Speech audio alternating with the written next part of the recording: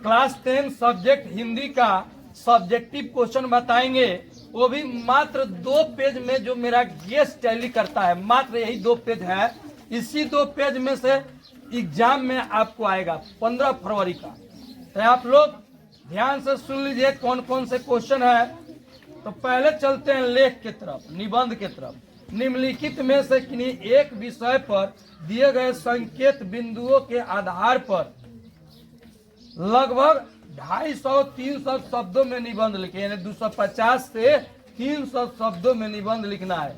एक पर लिखना है 5 देगा, ठीक है, 5 निबंध देगा, उसमें एक पर लिखना है, 10 नंबर का रहेगा। अब निबंध बता दीजिए। एक पेज में मात्र गेस किया गया है 34 निबंध गेस किया गया है। कौन कौन निबंध है बता दीजिए, बोलिए जी। पहला है बसंत ऋतु, ठीक है। दूसरा है बेरोजगारी या समस्या और समाधान। हाँ, बेरोजगारी, समस्या और समाधान। तीसरा बताइए। तीसरा है स्वास्थ्य और व्यायाम। स्वस्थ और व्यायाम। अगला। चौथा है समाचार पत्र, ज्ञान का सशक्त साधन, समाचार पत्र ज्ञान का सशक्त साधन। अगला बोलिए। पांचवा है आतंकवाद। पांचवा है आतंकवाद। छठा है समय की महत्व। समय की महत्व या समय की महानता। अगला सातवां। सातवां है आदर्श अध्यापक या मेरे प्रिय शिक्षक। आदर्श अध्यापक या मेरे प्रिय शिक्षक। आठवां बताइए। आठवां है बिजली की आवश्यकता। ठीक है। नौवां है हमारी प्रिय पुस्तक। ठीक। 10वां है मित्रता। ठीक है। 11वां है जवाहरलाल नेहरू या मेरे प्रिय नेता। ठीक। 12वां है जीवन में कंप्यूटर की उपयोगिता। ठीक। 13। 13 है जीवन में खेल कूद का महत्व। 14। 14 है बढ़ती महंगाई।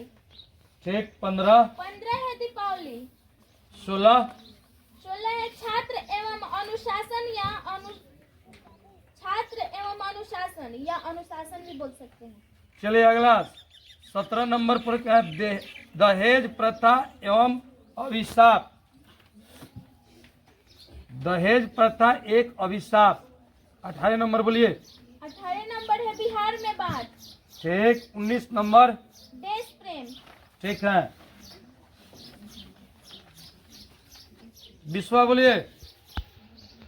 20 नंबर है पुस्तकों का महत्व। ठीक।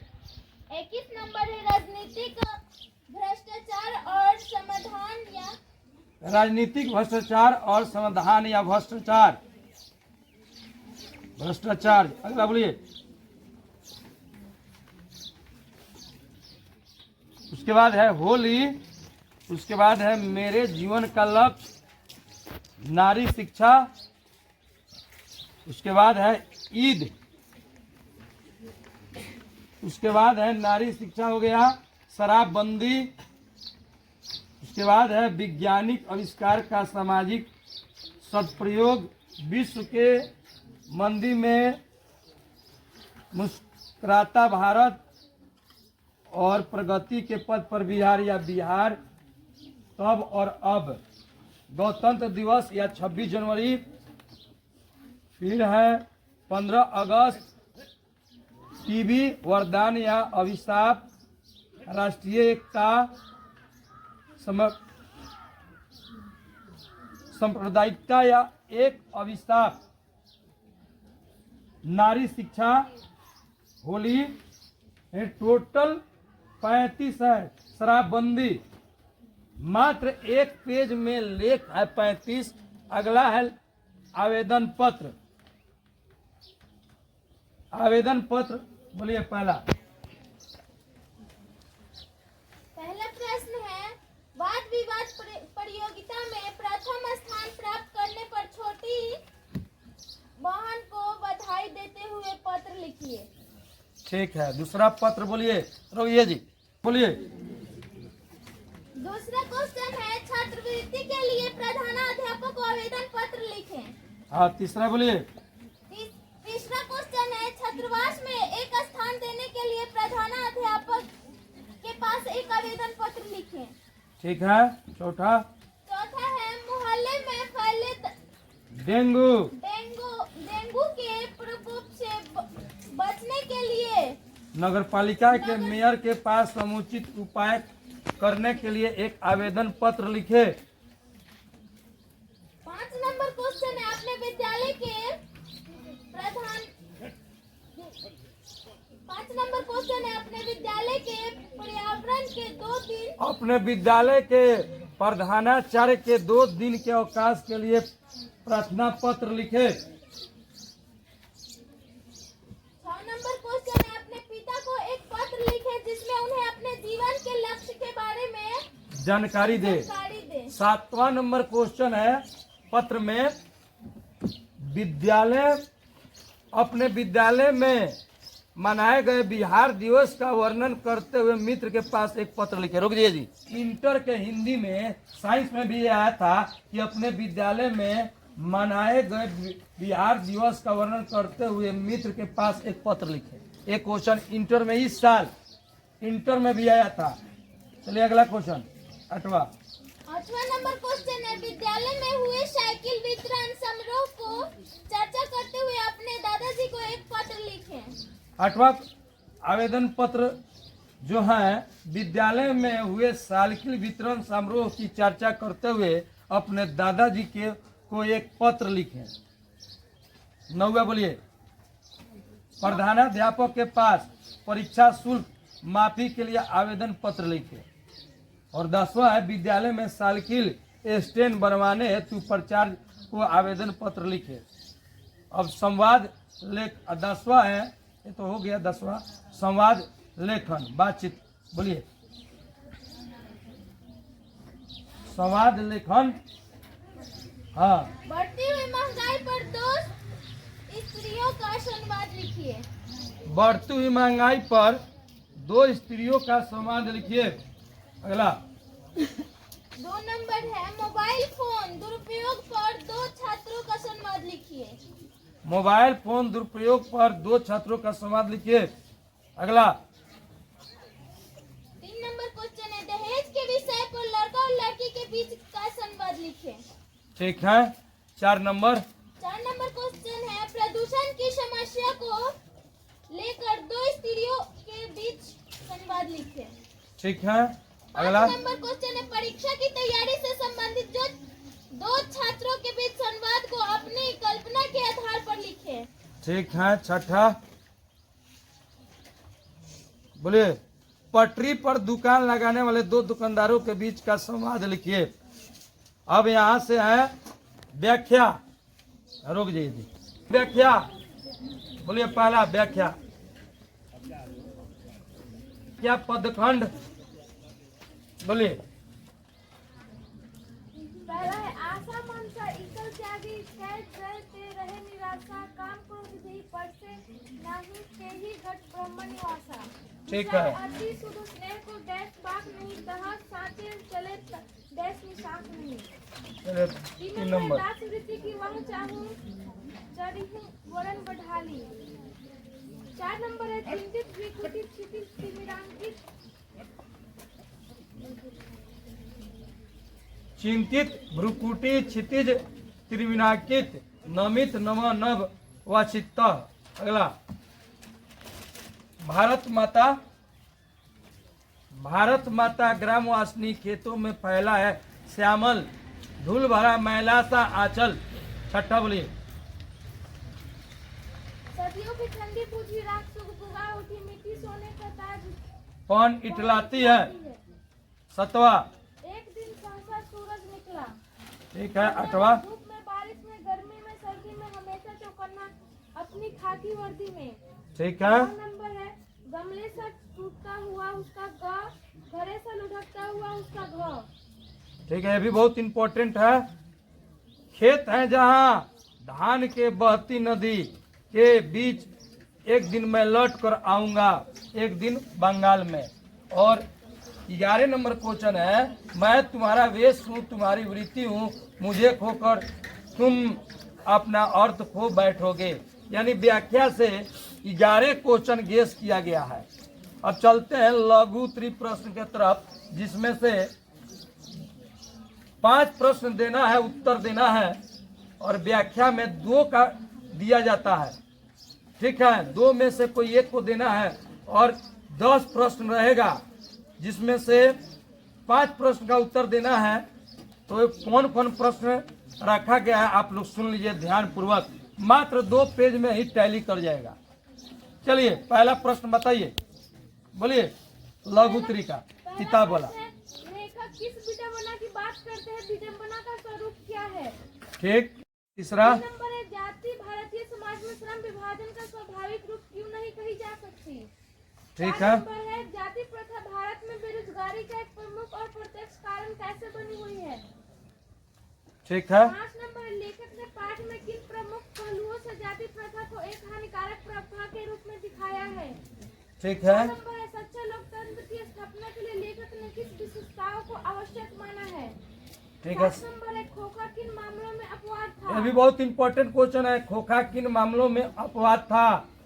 अगला क्वेश्चन। 8 नंबर है, मदन और ड्राइवर के बीच के विवाद के द्वारा कहानीकार क्या बताना चाहता है? ठीक है। 9 नंबर है, कासू और मदन के बीच झगड़े का कारण क्या था? इस प्रसंग के रोक द्वारा दीजिए। लेखक क्या दिखाना चाहता है? रोक दीजिए। 10 नंबर है, कासू और मदन के बीच झगड़े का कारण क्या था? इस प्रसंग के द्वारा लेखक क्या दिखाना चाहता है?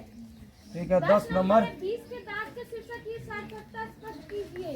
ठीक है। 11 नंबर। 12 नंबर, आपकी दृष्टि में 20 के दांत शीर्षक कहानी का नायक कौन है? तर्कपूर्ण उत्तर दे।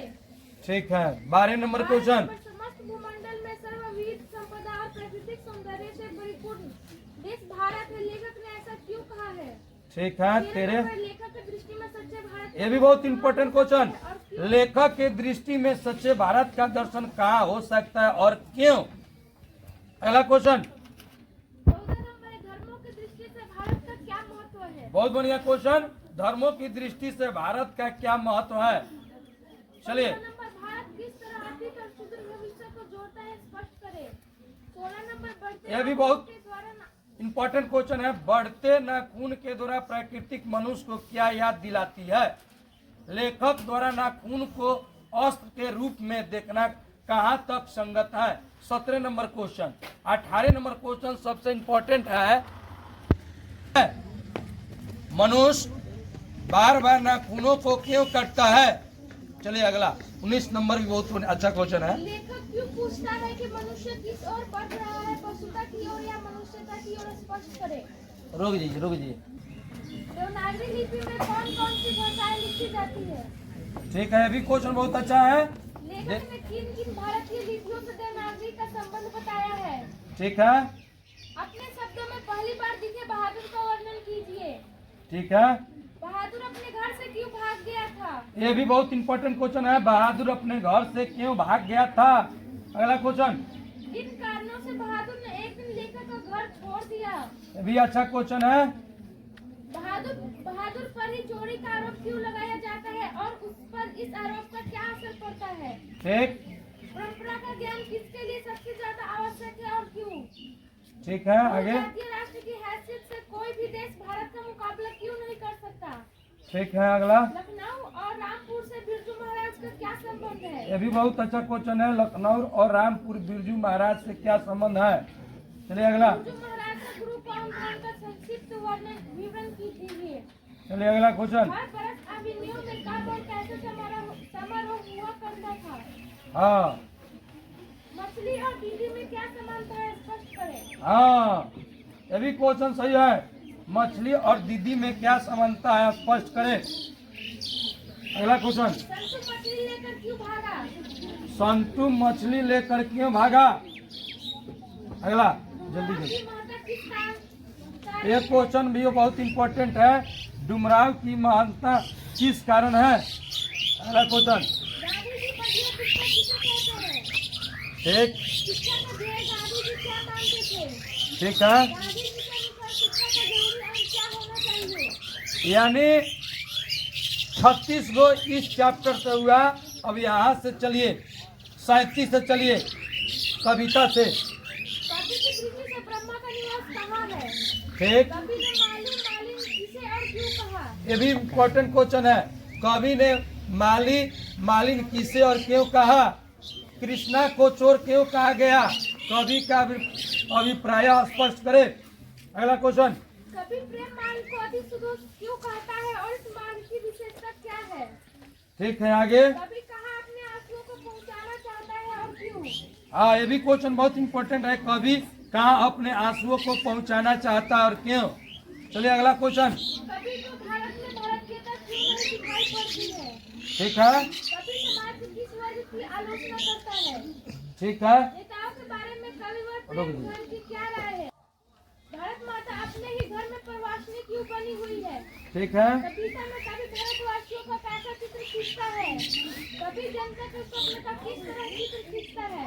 ठीक है। कवि की दृष्टि में आज के देवता कौन है और वे कहाँ मिलेंगे? बहुत इंपॉर्टेंट क्वेश्चन 48 नंबर है। कवि की दृष्टि में आज के देवता कौन है और वे कहाँ मिलेंगे। 49 बोलिए। छायाएं दिशाहीन कहाँ क्यों पड़ती है स्पष्ट करें। ठीक। मनुष्य की छायाएं कहाँ और क्यों पड़ती है?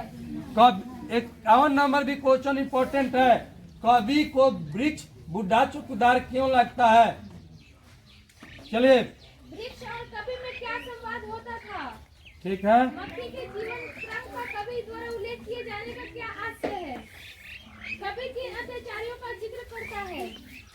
का विवरण दीजिए। ठीक है। बेटे के लिए अंगार क्या है और क्यों? बेटे के आंसू कब आते हैं और क्यों? कवि किस तरह के बंगाल में एक दिन लौट कर आने की बात करता है? पर क्वेश्चन है, कवि अपने को जलपात्र और मदिरा क्यों कहता है।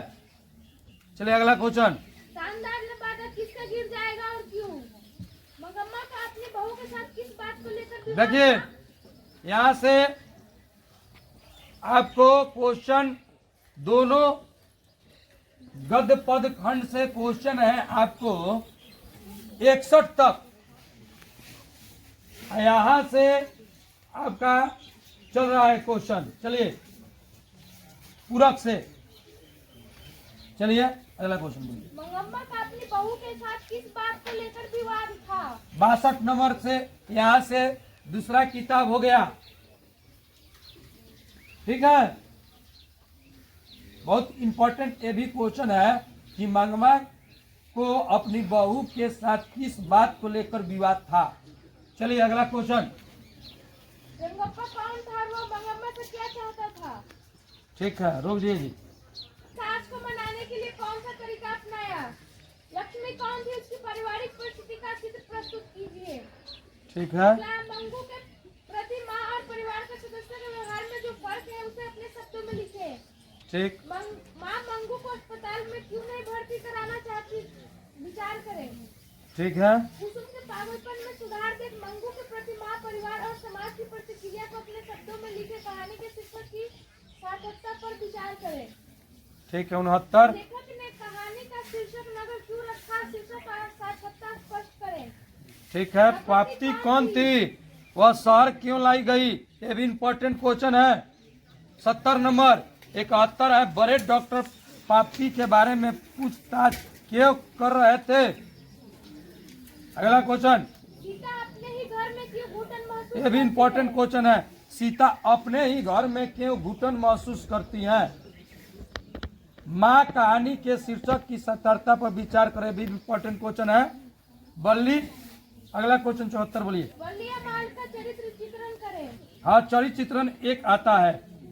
मंगमा का चरित्र चित्रण कीजिए। एक जगह चरित्र चित्रण किया हुआ क्वेश्चन है। बोलिए 75 बोल दीजिए। मंगम्मा का चरित्र चित्रण कीजिए। हाँ। लक्ष्मी के व्यक्तित्व पर विचार करें तो लक्ष्मी का चरित्र चित्रण करें। और सीता का चरित्र चित्रण करें। देखिए, चरित्र चित्रण करने के लिए एक सीता का आएगा, या लक्ष्मी का आएगा, या मंगमा का आएगा, या बल्ली अमाल का चित्र चित्रण करने के लिए आएगा। यानी ये चारों में से एक चित्र चित्रण करने के लिए आएगा। ये आपका मात्र 2 पेज का है। यही 2 पेज में आपका मेरा गेस लड़ जाएगा, क्वेश्चन आंसर के साथ है। ऐसा नहीं है कि केवल क्वेश्चन है, क्वेश्चन आंसर देख लीजिए। क्वेश्चन आंसर है, देख लीजिए, दिखला दीजिए, लाइए, अब जाइए, देख लीजिए, आप लोग देख लीजिए। ये क्वेश्चन आंसर है, देखिए लेख का है, आप लोग देख लीजिए। प्रेम सर सारण का जो गेस लड़ता है मात्र 2 पेज में। ठीक है, जो पूरे बिहार के आदरणीय शिक्षक लोग और स्टूडेंट लोग खरीदते हैं पीडीएफ। यही बात है मात्र 2 पेज में।